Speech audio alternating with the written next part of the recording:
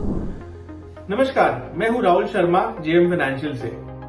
दिसंबर महीने में हमने एक नया ऑल टाइम हाई देखा निफ्टी में, लेकिन प्रॉफिट बुकिंग और उसके बाद जनवरी में एग्रेसिव शॉर्टिंग ने इंश्योर किया कि हम एक तरह से निफ्टी में अच्छा खासा करेक्शन देखें। पेन सबसे ज्यादा मिड और स्मॉल कैप्स में था, खास करके जहां पर रिटेल के पोजीशंस, रिटेल के पोर्टफोलियोज और पार्टिसिपेशन बहुत हाई है।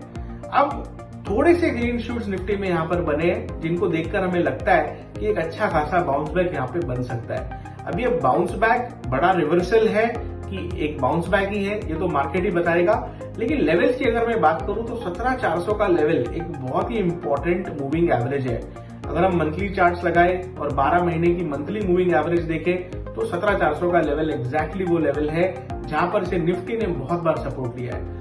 मुझे लगता है कि वर्स्ट केस सिनेरियो निफ्टी 17,000 तक जा सकता है अगर वोलेटिलिटी आने वाले 2 हफ्तों में रही, और बेस्ट केस सिनेरियो निफ्टी यहीं से घूमेगा, जहां से हमें लगता है कि बाउंस बैक में पहला लक्ष्य हमारा 17,800 का है। 17,800 अगर निकलता है तो मेरे हिसाब से 18,200 भी यहां पर टेस्ट होता हुआ दिख सकता है। तो अब अगर ये बाउंस बैक होता है तो कौन से वो सेक्टर्स और कौन से वो एरियाज है मार्केट के जो आउट परफॉर्म कर सकते हैं। देखिए, जहां तक मैं रिवर्सल की बात करूं तो पीएसयू बैंक इंडेक्स बहुत इंटरेस्टिंग लगता है रिवर्सल के हिसाब से, यानी कि हेडरूम सबसे ज्यादा, अपरूम सबसे ज्यादा, अपसाइड पोटेंशियल सबसे ज्यादा और डाउनसाइड रिस्क यहां पर काफी कम है। तो पीएसयू बैंक इंडेक्स काफी हफ्तों के करेक्शन के बाद मुझे लगता है कि यहां पे बाय करना चाहिए। तकरीबन 10% का एक स्टॉप लॉस लगाए और आने वाले 3 से 4 महीने में हमें लगता है कि तकरीबन 25% की अपसाइड पीएसयू बैंक इंडेक्स में देखने को मिल सकती है, यानी कि पीएसयू बैंक स्टॉक्स जो है उनमें रिटर्न इससे भी ज्यादा हो सकता है। दूसरा वो सेक्टर है जो कि पूरे के पूरे करेक्शन में स्ट्रेंथ बनाए रखा, वो सेक्टर है PSE index, public sector enterprises. ये एक ऐसा सेक्टर है जिसने 2008 के टॉप भी अब तक नहीं निकाले हैं। इनफैक्ट जो कैचअप करने को है पिछले इतने सारे सालों का, वही इसे एक तरह से आने वाले 12 से 18 महीने के टाइम फ्रेम में सबसे टॉप पेडिस्टल पर रखता है टेक्निकली, कि भाई यहाँ पे सबसे ज्यादा हेडरूम और सबसे लीस्ट डाउनसाइड टेक्निकली दिखाई देती है हमें। तो अगर आपका थोड़ा सा लंबा अवधि का अगर आपका माइंडसेट है तो आप पीएसई सेक्टर में आप इन्वेस्ट करें, और हमें लगता है कि यहाँ पर एक अच्छा वेल्थ क्रिएशन आने वाले 1 से 1.5 साल में बन सकता है। तीसरा कौन सा सेक्टर है जहां पर अच्छी स्ट्रेंथ बनी हुई है, वो है कैपिटल गुड्स। देखिए, कैपिटल गुड्स में हमने बहुत ही अच्छी आउट परफॉर्मेंस देखी।